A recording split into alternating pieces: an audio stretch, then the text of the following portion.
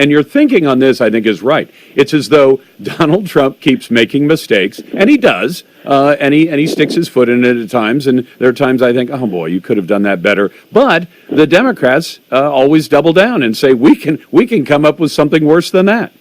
Yes, and the media in particular, I just, as angry as I am with Trump, the media always brings me back.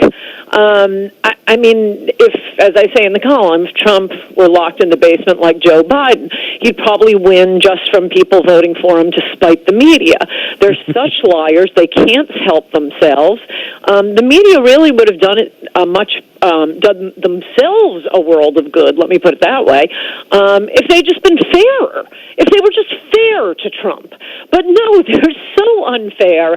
They're such gigantic liars that all you want out of life is to make people on MSNBC cry. Well, I always feel that the lies always catch up with people, and one of the ones that you reference in passing in the column is the one where, you know, a bunch of people protested the removal of statues a couple of years ago in Charlottesville, where we have a great affiliate station, WCHV, and the president came out after bad things happened, including the death of one young lady, and he said there were some good people there. Now, clearly, when you say some, you don't mean all of them. I've been writing long enough to know that. And the media immediately jumped on this and said, Donald Trump, as you say, is saying that neo-Nazis are nice people. No, he's not. Any more than, and this is where it catches up to them, the media, and since I'm here at ground zero for Riot Central in the United States of America, although now we're sharing the wonderful riots with Kenosha, Wisconsin, and a lot of other cities, that all the news media, you turn on the news at night and you see all these, pretty people with combed hair sitting behind the anchor desk saying mostly peaceful protests sent several people to the hospital tonight and landed a couple of dozen people in jail. And you say mostly peaceful protests did that? How are they mostly peaceful then? That's just lying. I don't think that is analogous to what Trump said at all. What Trump said was true, and the media got angry and stamped its foot. Usually they can just be hysterical, and Republicans, most Republicans have their resignation letters on file, their apology letters on file, but anyone could see what was happening in Charlottesville. As I pointed out in a column I linked to in this week's column on the anniversary, I guess, last year, Cheryl Gay Stolberg, writer for the New York Times, very, very left-wing. I've been reading her for years.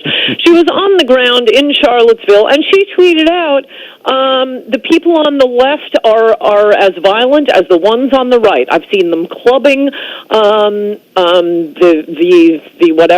Unite the Right people trying to leave the park. Liberals ganged up on her for tweeting the truth from on the ground, and she deleted the tweet. She didn't take it back, but it's there. So Trump, for agreeing with a New York Times reporter on the ground, and as he said in all those press conferences, I watched the tape. The media is lying, and over and over and over again, he said, I'm not talking about white supremacists and Nazis, though there's no such thing as a Nazi. Neo-Nazis, those people have to be condemned absolutely. He has denounced neo-Nazis and white supremacists, and, who knows what the other imaginary,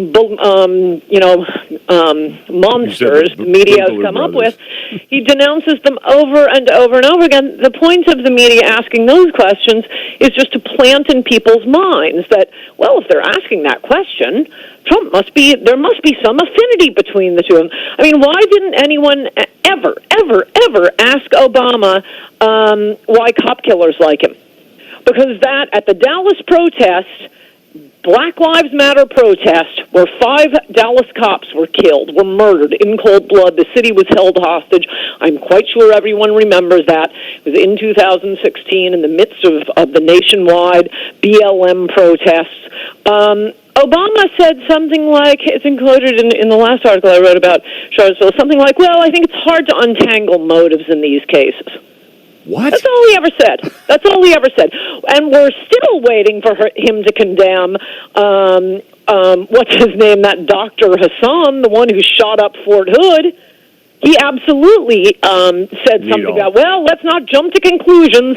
We don't know what the Muslims stood up and said Allahu Akbar before gunning down Americans. Look, he may well have been mentally ill, but That's actually defending murderers. That's what liberals can get away with. Not Trump. No, he denounces people who apparently have obscure views that they exchange on online forums. You know, all 10 white supremacists and alleged neo-Nazis in the country. He's denounced them over and over and over again, and it will never be enough because the media is just trying to convey to the public, well, if we're asking, there must be some connection between the two of them.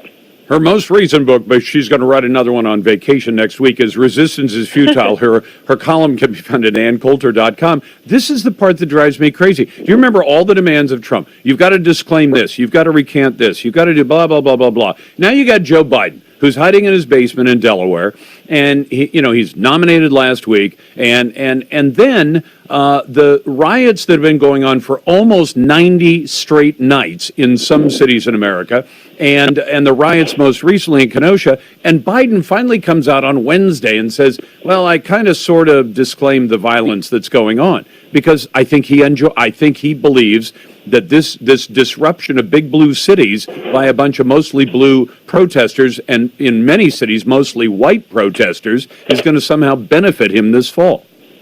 Yes, I think that's right. They think this gins up their base, though it looks for the close media watchers, media Kremlinologists such as myself, it looks like they're catching on to the idea that, this isn't helping us.